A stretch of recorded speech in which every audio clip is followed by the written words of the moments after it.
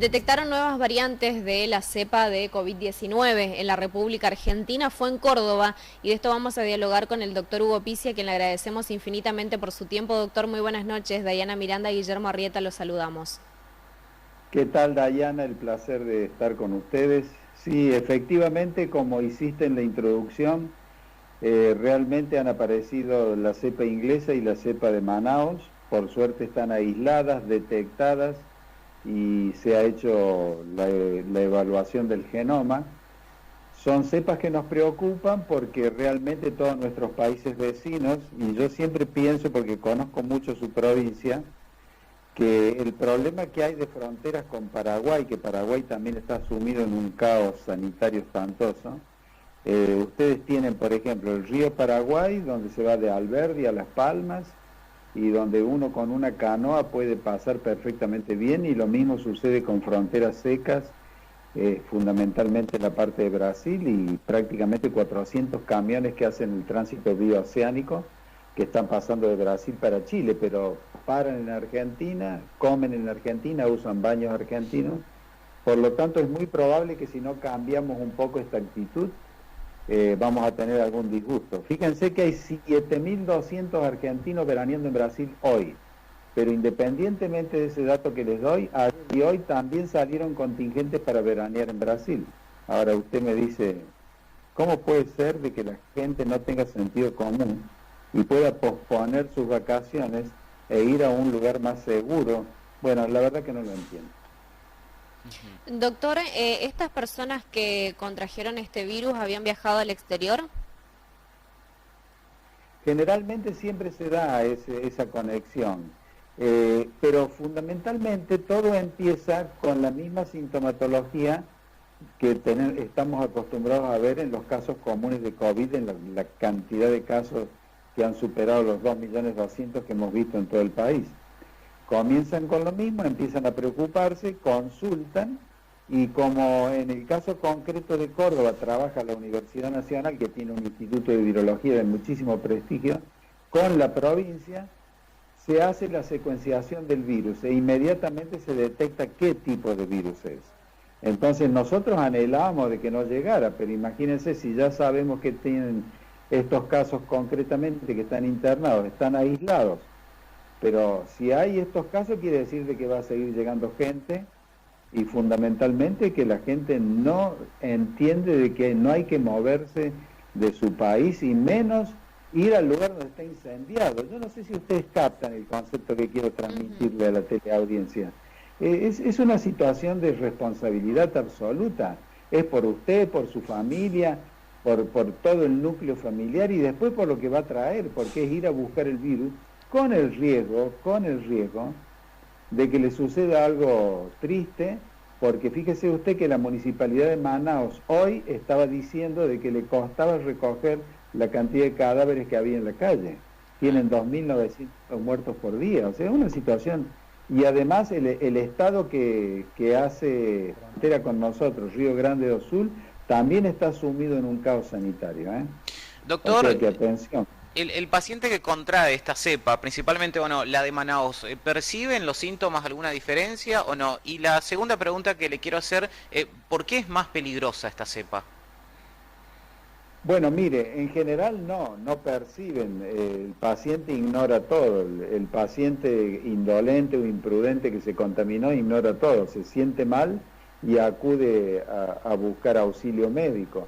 Entonces cuando uno evalúa y empieza a preguntar dónde estuvo, qué hizo, con quién estuvo, de dónde viene y demás, entonces empieza, si se orienta, e inmediatamente pide a este famoso Instituto de Virología de la Facultad de Medicina de la Universidad Nacional de Córdoba, que muchos exalumnos son médicos chaqueños, deben conocerlo, este instituto. Inmediatamente el instituto dice, es tal cepa.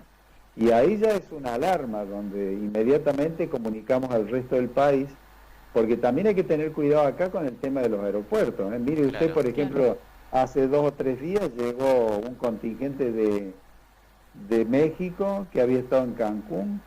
Apenas llegan 40 contaminados, o sea, no sé qué tipo de PCR y con qué seguridad y certeza lo hicieron.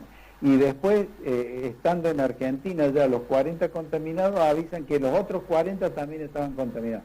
Entonces, uno no puede estar atajando tantas irresponsabilidades así. O sea, nosotros estamos agobiados ya. Vivimos en el hospital, estamos caminando entre los efluvios de la muerte.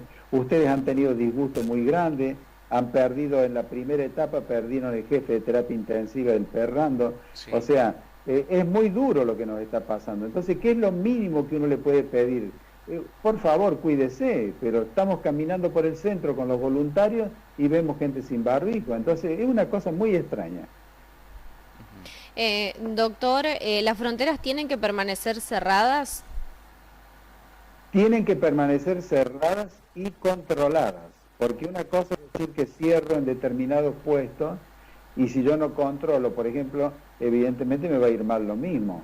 Porque, por ejemplo, se visualizó una cosa el otro día en el río Bermejo con Bolivia y Salta.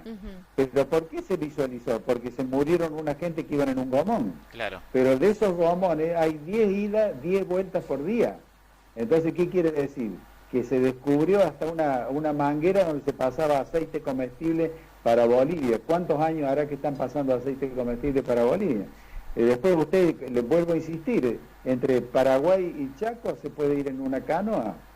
Lógicamente con Brasil pasa lo mismo. Por eso hay que controlar a los camioneros, ser muy estrictos con la gente que no tiene por qué venir acá y no tienen que salir. Porque si todavía después de tantas muertes en Brasil estamos viendo de que las agencias de viaje y los aviones tienen argentinos que se van de vacaciones, hay algo que no funciona, la educación, la cultura, el sentido común.